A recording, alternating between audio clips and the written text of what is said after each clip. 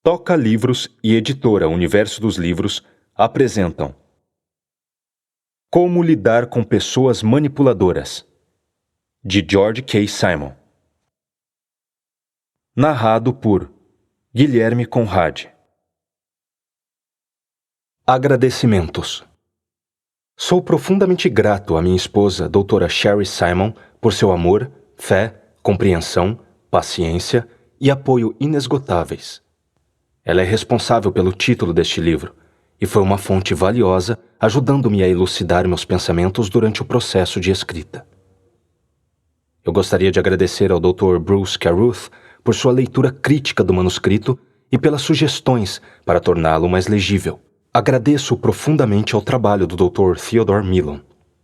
Sua abordagem compreensiva para o entendimento de personalidades não só influenciou minhas reflexões acerca desse tema, mas também agregou um valor inestimável aos meus esforços para ajudar as pessoas a mudar.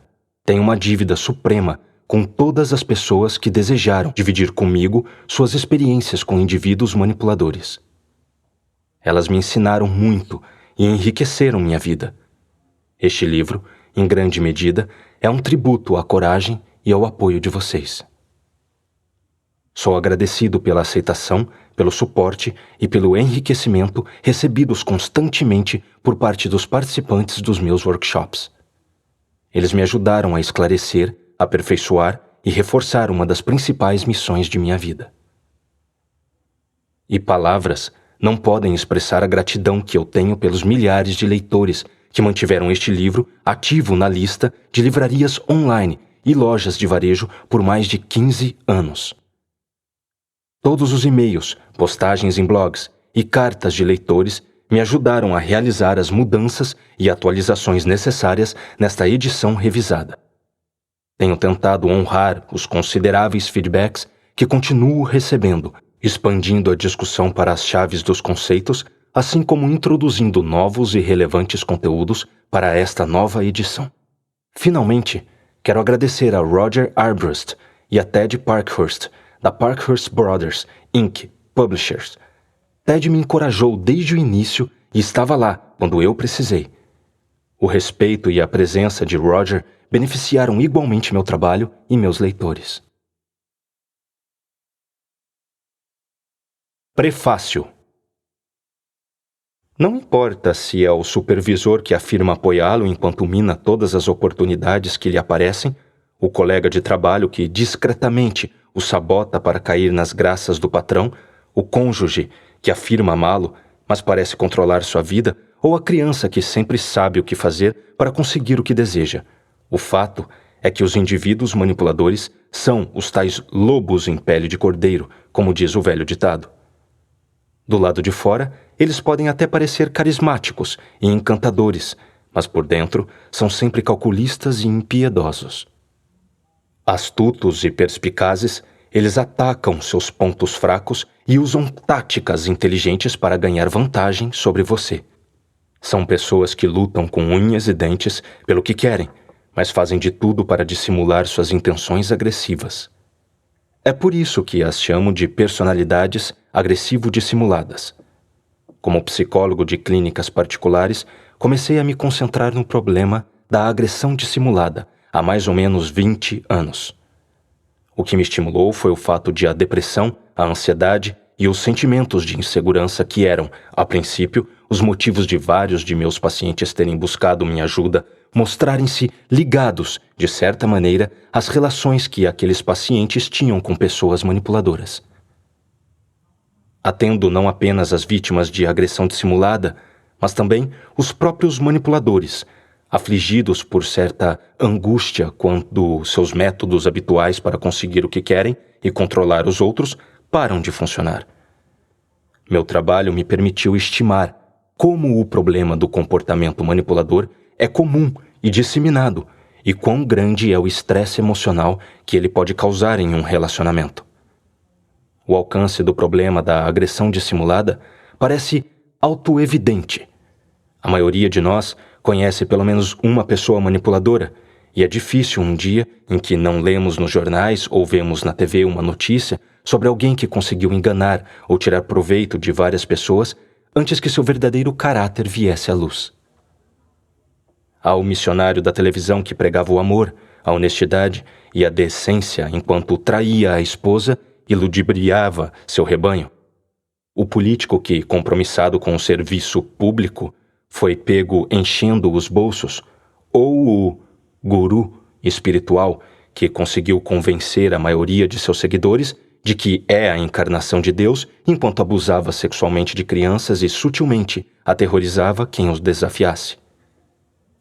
O mundo, ao que parece, está cheio de manipuladores. Apesar desses lobos em pele de cordeiro mais radicais que estampam as manchetes chamarem nossa atenção ou instigarem nossa curiosidade a respeito do que faz essas pessoas parecerem confiáveis, a maioria dos indivíduos agressivo-dissimulados com quem vamos nos deparar em nossas vidas não será um desses personagens proeminentes. Pelo contrário, eles serão pessoas sutilmente desonestas, traidoras, enganadoras e coniventes com as quais poderemos trabalhar, sair ou até mesmo morar. E podem tornar nossas vidas um inferno, pois nos fazem sofrer por acharmos difícil compreendê-los de verdade e ainda mais difícil lidar com eles de maneira eficaz. Quando decidem procurar ajuda para enfrentar suas aflições emocionais, as vítimas de agressão dissimulada em geral têm pouca percepção sobre o que as fazem se sentir tão mal. Elas apenas sabem que se sentem confusas, angustiadas ou deprimidas. Aos poucos, porém, começam a relatar como lidar com determinada pessoa de seu círculo de convivência as enlouquece. Elas não confiam de verdade nessas pessoas, mas são incapazes de apontar o motivo. Ficam furiosas, mas, por alguma razão, acabam se sentindo culpadas. Quando confrontam os agressores por seus comportamentos nocivos, recebem respostas defensivas. Ficam frustradas porque se veem com frequência cedendo quando, na verdade, queriam resistir, dizem sim quando querem dizer não, e ficam deprimidas porque nada do que tentam fazer parece melhorar as coisas. Por fim, lidar com essa pessoa sempre as deixa confusas, ludibriadas e magoadas. Depois de examinarem por algum tempo seus problemas na terapia, essas vítimas finalmente conseguem perceber o quanto de sua infelicidade é resultado direto de suas tentativas constantes, porém infrutíferas, de compreender, lidar ou controlar o comportamento de seu manipulador. Apesar de muitos de meus pacientes serem indivíduos inteligentes que possuem uma boa noção dos princípios psicológicos tradicionais, as formas com que tentam compreender e lidar com o comportamento manipulador não os leva a lugar nenhum. Além disso, alguma de suas tentativas parecem deixar as coisas piores. Ademais, nenhum dos meios pelos quais tentei ajudá-los, inicialmente, fizeram qualquer diferença. Por causa de minha formação eclética, experimentei todos os tipos de terapias e estratégias, e embora todas parecessem ajudar meus pacientes a se sentirem um pouco melhor, nenhuma delas parecia empoderá-los o suficiente para, de fato, mudar a natureza de sua relação com o manipulador. Ainda mais desconcertante era o fato de que nenhuma das abordagens que tentei teve qualquer efeito sobre os manipuladores. Ao perceber que devia haver algo de fundamentalmente errado com as abordagens tradicionais no que se referia a entender e lidar com as pessoas manipuladoras, comecei a examinar com atenção o problema, na esperança de desenvolver um método mais eficiente. Neste livro, gostaria de apresentar uma nova maneira de compreender o caráter das pessoas manipuladoras. Acredito que a perspectiva que ofereço descreve os manipuladores e classifica seus comportamentos com mais precisão do que outras abordagens. Explicarei o que é a agressão dissimulada e por que acredito que ela é o núcleo da maior parte da manipulação interpessoal. Darei grande atenção às dimensões da personalidade que são muitas vezes ignoradas pelas perspectivas tradicionais. O quadro que desenvolverei desafia algumas das premissas mais comuns que temos sobre o motivo de as pessoas agirem de forma como agem e explica por que algumas das crenças mais disseminadas sobre a natureza humana tendem a nos deixar mais vulneráveis à manipulação. 3 são os objetivos deste livro. Em primeiro lugar, pretendo deixar o leitor totalmente familiarizado com a natureza dos indivíduos com distúrbio de caráter, bem como com aqueles que têm o traço distintivo de personalidade agressivo dissimulada. Discutirei as características dos tipos de personalidades agressiva em geral e esboçarei as características singulares da personalidade agressivo dissimulada.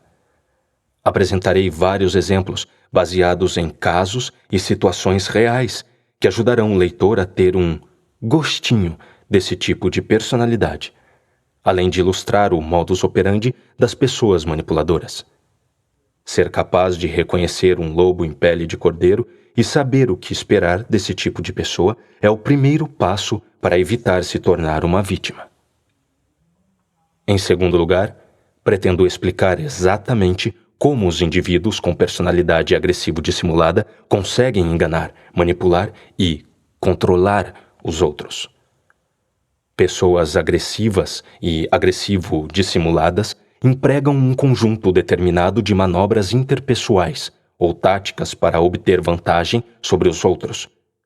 Familiarizar-se com essas táticas ajuda, e muito, a reconhecer um comportamento manipulador quando ele ocorre e, portanto, evitar tornar-se uma vítima de tal conduta. Também discutirei as características que muitos de nós possuímos e que podem nos tornar vulneráveis às táticas da manipulação. Conhecer quais aspectos de nossa personalidade tendem a ser explorados por um manipulador é outro passo importante para evitar cair em sua armadilha. Meu terceiro objetivo é esboçar os passos específicos que qualquer pessoa pode dar para lidar de forma mais eficiente com personalidades agressivas e agressivo dissimuladas. Apresentarei algumas regras gerais para redefinir os princípios de envolvimento com esses indivíduos e descreverei algumas ferramentas de empoderamento pessoal que podem ajudar a romper o ciclo autodestrutivo em que se tende a entrar quando se procura controlar o sujeito manipulador. O uso dessas ferramentas torna mais provável que uma vítima invista sua energia onde realmente tem poder, seu próprio comportamento. Saber como agir em uma situação potencialmente manipuladora é crucial tanto para se tornar menos vulnerável aos artifícios de um manipulador, quanto para assumir um maior controle da própria vida. Tentei escrever este livro de uma forma séria e substancial, sem deixar de ser direta e de fácil compreensão. Escrevi-o tanto para o público geral quanto para os profissionais de saúde mental, e espero que ambos achem o material útil. Ao aderir a hipóteses, esquemas e estratégias de intervenção tradicionais, os terapeutas às vezes defendem e, inadvertidamente, reforçam alguns dos mesmos equívocos que seus pacientes nutrem a respeito do caráter e do comportamento de indivíduos manipuladores. E são precisamente esses equívocos que acabam induzindo a contínua vitimização. Ofereço uma nova perspectiva na esperança de ajudar indivíduos e terapeutas a evitar o comportamento manipulador. Nota do autor à edição revisada.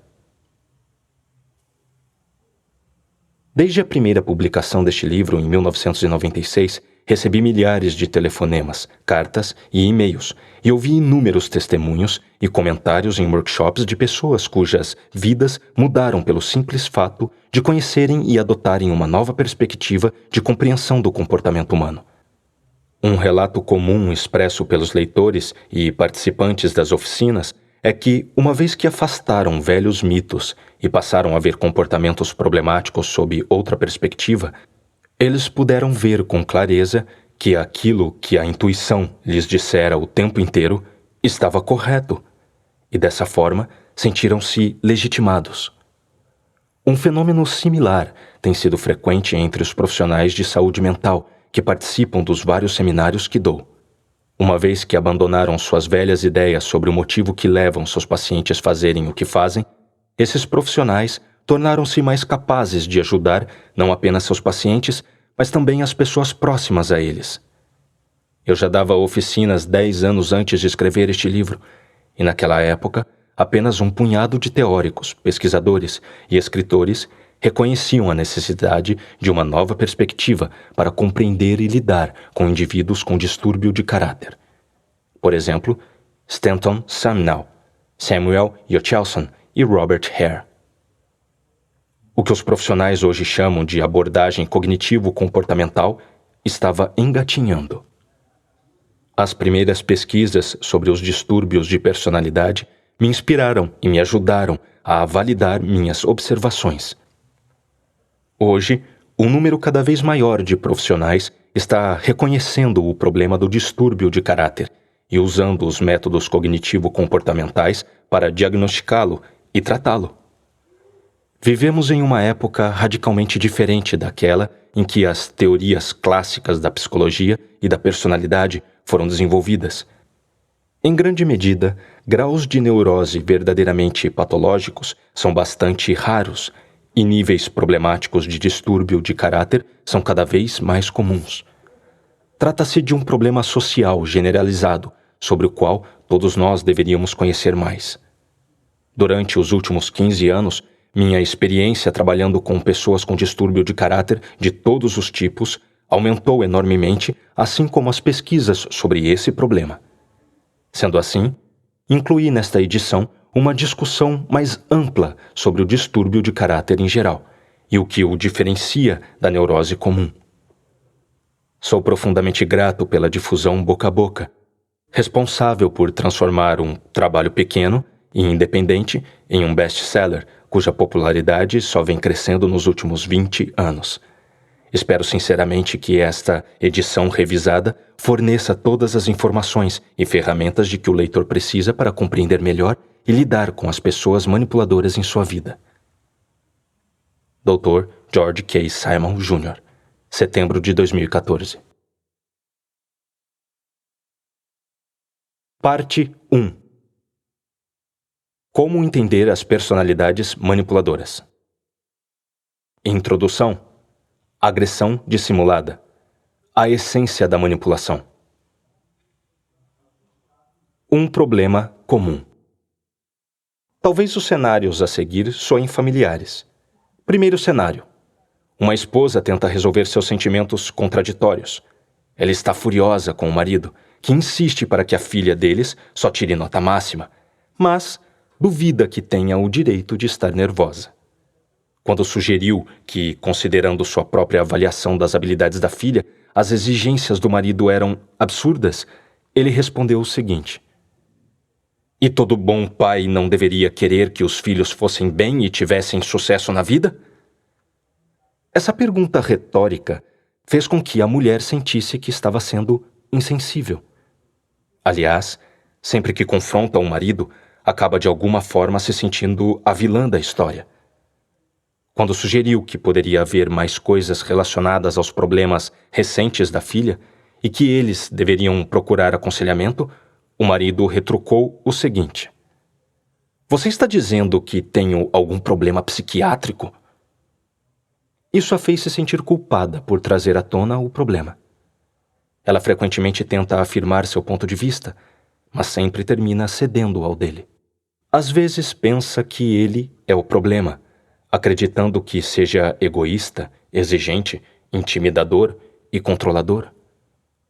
Mas ele é um marido fiel, bom provedor e um membro respeitado da comunidade. Segundo todas as regras, ela não deveria ofender-se com a atitude dele. Ainda assim, ela se ressente. De tal modo, ela constantemente se pergunta se não há nada de errado com ela. Outro cenário. Uma mãe tenta desesperadamente compreender o comportamento de sua filha. Nenhuma adolescente ameaçaria sair de casa e diria coisas como "todo mundo me odeia" e "preferia nunca ter nascido", a menos que estivesse se sentindo muito insegura, amedrontada e, provavelmente, deprimida.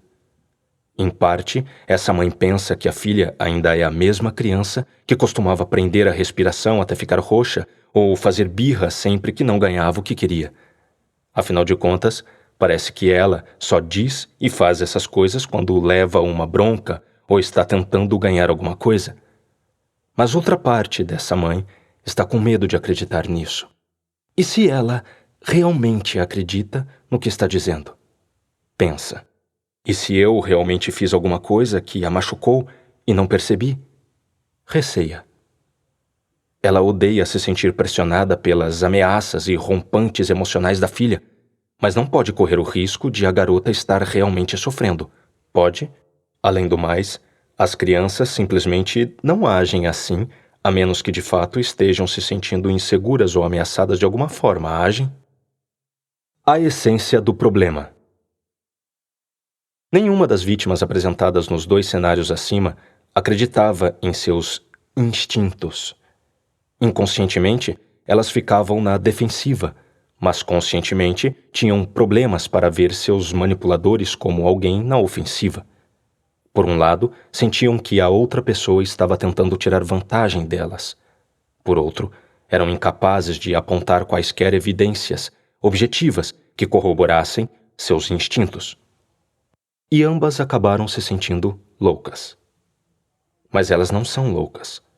O fato é que as pessoas lutam praticamente o tempo todo. E as pessoas manipuladoras são especialistas em lutar de maneiras sutis e quase indetectáveis. Na maior parte das vezes, quando elas estão tentando tirar vantagem, você sequer sabe que está participando de uma disputa até estar prestes a perdê-la. Quando você está sendo manipulado, é provável que alguém esteja lutando com você por posição, vantagem ou lucro, mas de uma maneira difícil de ser percebida prontamente. A agressão dissimulada é a essência da maioria das manipulações. A natureza da agressão humana. Nosso instinto de luta é um parente próximo do nosso instinto de sobrevivência. Quase todo mundo luta para sobreviver e prosperar, e a maioria das lutas que travamos não é nem fisicamente violenta, nem inerentemente destrutiva. Alguns teóricos sugerem que, apenas quando esse instinto mais básico é severamente frustrado, é que nosso impulso agressivo tem o potencial de ser expresso com violência. Outros sugerem que alguns raros indivíduos parecem ter uma predisposição à agressão, inclusive à agressão física, apesar das circunstâncias mais benignas. Entretanto, sejam situações de estresse extraordinário, sejam predisposições genéticas, padrões de aprendizagem ou alguma outra combinação desses fatores que estejam na raiz da agressão violenta, a maioria dos teóricos concorda que a agressão per si e a violência destrutiva não são sinônimos. Neste livro, o termo agressão fará referência à energia violenta que todos nós despendemos em nossas lutas diárias por sobrevivência. Progresso, garantia de coisas que acreditamos que nos trarão algum tipo de prazer e remoção de obstáculos para alcançar esses fins. As pessoas se envolvem em bem mais lutas em seu cotidiano do que poderíamos assinalar. O estímulo para lutar é fundamental e instintivo. Qualquer um que negue a natureza instintiva da agressão ou jamais testemunhou 2 crianças brigando pela posse do mesmo brinquedo, ou se esqueceu, de alguma forma, dessa cena arquetípica. Ademais, a luta tem um papel fundamental em nossa cultura. Da disputa partidária acirrada que caracteriza um governo representativo, ao ambiente empresarial competitivo, passando pelo princípio acusatório de nosso sistema judicial, muita luta acontece em nosso tecido social. Nós processamos uns aos outros, nos divorciamos, lutamos pela guarda de nossos filhos, competimos por emprego e brigamos uns com os outros por determinados objetivos, valores, crenças e ideias. O teórico da psicodinâmica Alfred Adler apontou anos atrás que nós também nos esforçamos para reivindicar um senso de superioridade social. Ao lutarmos por vantagens sociais e pessoais, jogamos uns com os outros por poder, prestígio e por um nicho social seguro. De fato, travamos tantas lutas em tantos aspectos de nossas vidas que acho razoável dizer que, quando os humanos não estão fazendo amor, provavelmente estão fazendo guerra. Lutar não é inerentemente errado ou nocivo. Lutar de forma aberta e justa por nossas necessidades legítimas é frequentemente necessário e construtivo. Quando lutamos por aquilo que realmente precisamos, respeitando os direitos e necessidades dos outros e tomando cuidado para não os ferir desnecessariamente, nosso comportamento pode ser melhor classificado como assertivo. E o comportamento assertivo é um dos mais saudáveis e necessários comportamentos humanos. É maravilhoso quando aprendemos a nos afirmar na busca de necessidades pessoais, superar a dependência danosa e nos tornar autossuficientes e competentes. Todavia, quando lutamos desnecessariamente ou sem grandes preocupações com a forma como os outros estão sendo afetados, nosso comportamento pode ser melhor classificado como agressivo. Em um mundo civilizado, a luta desregrada, a agressão, é quase sempre um problema.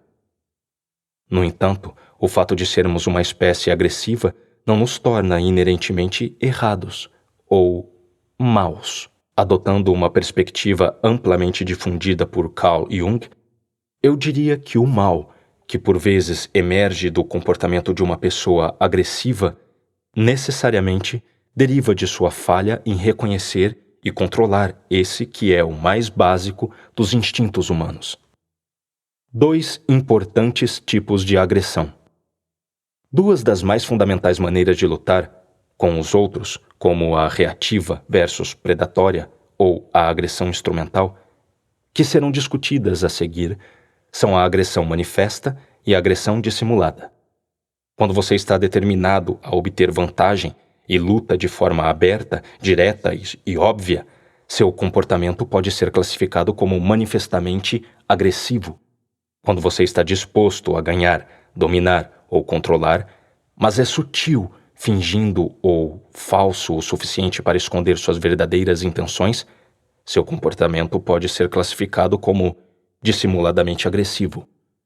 Dissimular atos evidentes de agressão ao mesmo tempo em que induz os outros a recuar ou desistir é uma poderosa tática de manipulação.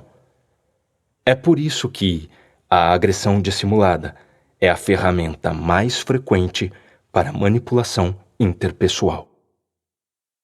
Agressão passiva e dissimulada.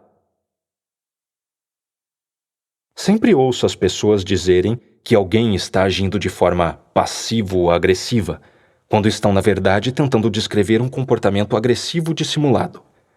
Embora tanto a agressão passiva quanto a dissimulada sejam formas indiretas de agredir, elas certamente não são a mesma coisa. A agressão passiva é, como o próprio nome diz, a agressão praticada por meio da passividade. Exemplos de agressão passiva envolvem dar o troco emocional a alguém por meio da resistência à cooperação, respondendo com silêncio, fazendo beicinho ou se lamuriando, ou não por acaso, esquecendo de fazer algo que os outros queriam só porque você está furioso e não quer favorecê-los. Por outro lado, a agressão dissimulada é bastante ativa, embora velada. Quando alguém está sendo dissimuladamente agressivo, está usando meios calculistas e ardilosos para conseguir o que deseja ou manipular a resposta dos outros ao mesmo tempo em que mantém escondidas suas intenções agressivas. Atos de agressão dissimulada versus personalidades agressivo-dissimuladas. A maioria de nós se vê envolvida em algum tipo de comportamento dissimuladamente agressivo de tempos em tempos. Mas isso não necessariamente nos torna uma pessoa com personalidade manipuladora ou agressivo-dissimulada. A personalidade de um indivíduo pode ser definida pela forma como ele habitualmente percebe, se relaciona e interage com as outras pessoas e com o mundo de modo geral. Em outras palavras, trata-se do estilo interativo característico ou da forma relativamente enraizada com que uma pessoa prefere lidar com uma ampla variedade de situações e conseguir o que quer na vida. Certas personalidades podem ser bastante implacáveis em sua conduta interpessoal, enquanto dissimulam seu caráter agressivo ou talvez até mesmo projetem um charme convincente, embora superficial. Essas personalidades agressivo-dissimuladas podem conseguir o que querem de você e, ainda, parecerem boas durante o processo. Elas variam em grau de crueldade e caráter patológico. Todavia, devido aos exemplos mais extremos terem a capacidade de nos ensinar bastante sobre o processo de manipulação em geral, este livro dedicará especial atenção a algumas das personalidades agressivo-dissimuladas com distúrbios mais graves. O processo de vitimização. Por muito tempo me perguntei por que as vítimas de manipulação têm dificuldade para enxergar o que realmente acontece em interações manipuladoras. Primeiro, fui tentado a culpá-las. Porém, depois descobri que há algumas boas razões para elas serem ludibriadas. 1. A agressão de um manipulador não é óbvia. Podemos intuitivamente sentir que alguém está tentando nos enganar, ganhar poder ou conseguir algo, e isso até faz com que nós nos sintamos inconscientemente intimidados. No entanto, como não somos capazes de apontar com clareza uma evidência objetiva de que estamos sofrendo uma agressão, não conseguimos confirmar nossas intuições prontamente. 2. Esperamos que você tenha gostado desta prévia. Para continuar ouvindo este audiolivro no Google Play Livros, use o link na descrição do vídeo.